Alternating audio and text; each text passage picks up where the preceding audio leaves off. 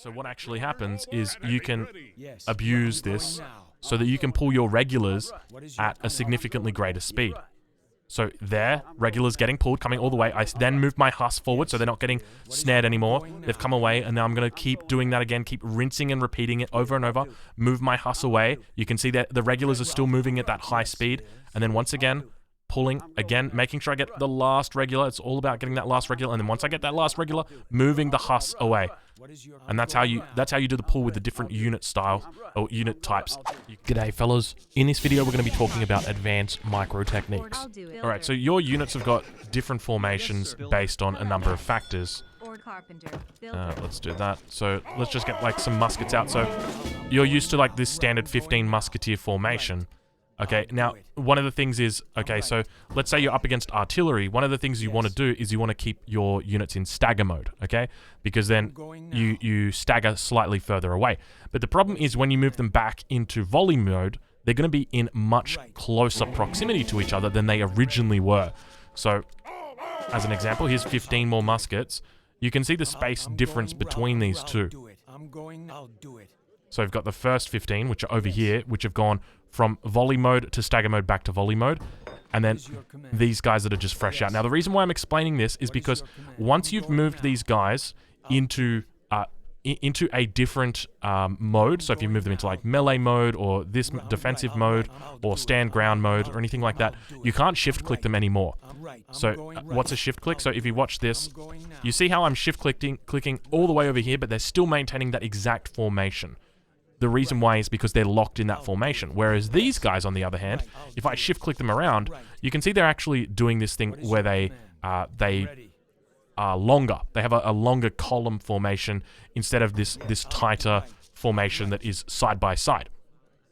So what is shift click? You might be wondering. So the shift click is a way that you can actually use. Now you can use it with any units, but typically you see it most with cavalry units. Oh, by the way, these 15 regulars that are all in this tight formation here, you can just mitigate this by just including a single other regular over here. So just this one regular here, it will now bring everybody back into a normal formation. So I'll just like move that guy apart.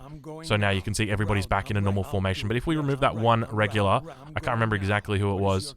There was one guy in here. I'm not going to be able to find him, but it would go back to a tight formation. And so what you can do is you can utilize the shift click, so that's this thing here, to make the formation longer. And watch what happens when we actually make the formation longer. I want you to have a look at the front of the column and then the back of the column. I'll be right back, Drongo. Okay. I'm in AOE2. All right. So what happens is the front of the column moves faster and the back of the column moves slower. And so you can use this. I'm just going to delete these guys. So you can use this so that you can increase the speed of your hussars, because your hussars are 6.75 movement speed. Now, even when you shift click, your hussars are still going to be 6.75 movement speed. But just like the pull trick, it's the exact same concept. So what happens is, let's say you're running into an opponent's army. Let's say that's your opponent's army over there. So how do you get on top of it? The trick is you come in like this, and then right at the last second, now you shift click like that. Not like that. You don't do it like that. I don't know exactly what's happening there. The reason why you want the shift click though is because the way that it paths. Let me try that again. So they come in like that, and then you go behind just like that, and you can see the speed that is generated. Now, obviously, I'm doing that by the distance, but the problem is if you go by distance, then you kind of get this weird little buggy thing that happens like that, and they might be escaping. And so the reason why you want to do that shift click is because it guarantees that they don't do it, because it extends the route that they path. So you can see right there, they run all this way in the formation until they get to this point, and then finally, then they're going to go back to their reset formation. And so a lot of micro in Age of Empires 3 actually just revolves around exploiting or abusing I wouldn't say bugs, but just the mechanics of the game and the way that it works. And this is another way that you can do it. So just once again, let's say you've got that enemy army over there. So what would you do? You would have your cavalry come in as you get line of sight, and then you would shift click them back, and then with the front ones, so pausing the game, with the front ones, you then want to engage. So you then want to do an attack move with the front ones, because they should be back here. I mean, if the game was correct, or if the game worked the right way, they would be back here. But you can close the gap by doing this.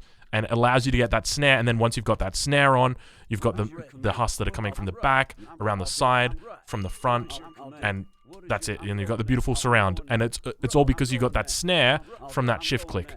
So that's really what it's all about, just doing that shift click right there. So once again, to demonstrate why we do the shift click, if you don't do the shift click, let's say you click right here, they go into this formation and then they immediately come out of it. But if we go back and we do the shift click here, just like that, they run in that formation all the way over here, and then once they get to this rally point, then they'll go back to their normal formation. So that's it. Edho saying, people also click on the minimap to change the formation, right, from column to row. I've never seen that before. I mean, you can do that because the way that it works from column to row is it's based on distance. So, as an example, if you like click over here, they're going to go into their column. Whereas if you just click here, they're going to stay in that row formation. And so you can do that by clicking on the minimap, but obviously then there's no guarantee you're going to be able to choose that. Caverna saying, you know when you have one unit away and you make a pull, how can you control the direction of the pull? Caverna, good question. It depends on a number of factors, such as when you are...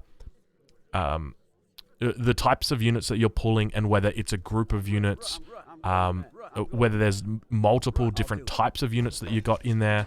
So as an example, if we just age up here, I'll get some carbine cavalry out as well. So as an example, these guys, this Hussar will pull to this group here because this is a larger group. So you can see the speed. You can see how he's running so fast. So it pulls. But it can be a little bit two-sided. Like as an example, if you've got like a pretty even groups, like we've got a group of, let's make it a group of 11 and a group of 11, and you try and pull this group here, that time it worked. And we got it over that way. But it can be a little bit finicky. Sometimes it doesn't work. So now let's try again. We're going to pull, and that time it works. So typically the way that you want to do it is you want to select your primary group. This is the group that you want everybody to be a part of, and then you're going to shift click your secondary group onto it. So it's a little bit complex. Let me try and slow it down. So I'm going to pause it. So I've got my first group here. Second group over here. I want these guys here to become part of this, and I want these guys to run faster. Maybe they're getting chased by dragoons or something like that. And so what I'm going to do is I'm going to grab this group. I'm going to move them away. I'm going to grab this group as well. And then at the same time, so I'm going to grab this group. I'm going to shift click this one. So you need to have this group first, and then you add this like that.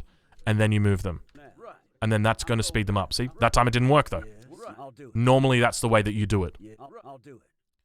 Now when it comes to units that are different speed, you can also use them. So as an example, if you've got if you've got let's say some regulars here, you can then pull trick your regulars as well.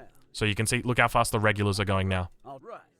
And then, so you can abuse this, where let's say you've got a whole bunch of regulars.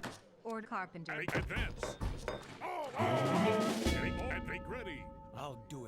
So what actually happens is you can abuse this so that you can pull your regulars at a significantly greater speed. So there, regulars getting pulled, coming all the way. I then move my Huss forward so they're not getting snared anymore. They've come away, and now I'm going to keep doing that again, keep rinsing and repeating it over and over. Move my Huss away. You can see that the regulars are still moving at that high speed. And then once again, pulling, again, making sure I get the last regular. It's all about getting that last regular. And then once I get that last regular, moving the Huss away.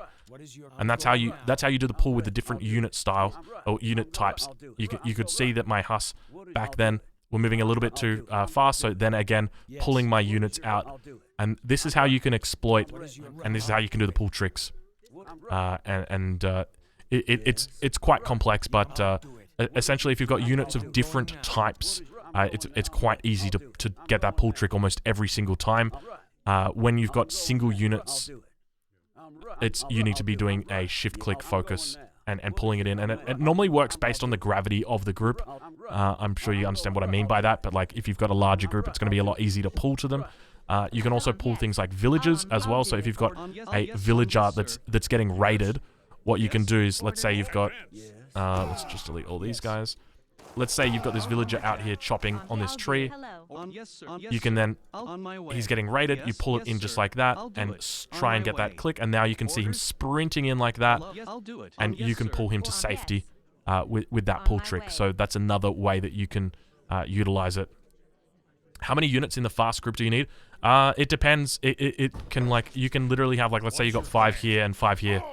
So you can just pull trick with 5 and 2. So if I go like that, so you can see and it pull tricks. Now and then I'm moving these guys on, and then just trying to make sure that these guys aren't running back, because sometimes it does happen. Now I get that pull trick, and then, you know, maybe they're getting chased by, you know, a faster unit. Probably not Huss, because they wouldn't be able to escape it. But you can see these guys are 4 movement speed units, and you can get them to run faster. You did it without control groups now. Yes, I'll do it. Without the control... Yeah, so when I'm using units of a different type, I'll use different control groups. If it's the units of the same types, then I will use... Like, let's say you've got a group of Huss over here and then a group here. So I will go like that, and then bam. So I wouldn't be using the control groups. I'd be using the shift click to do it. That would be the best way to do it. So you'd have them like that, and then add them like that with the shift click.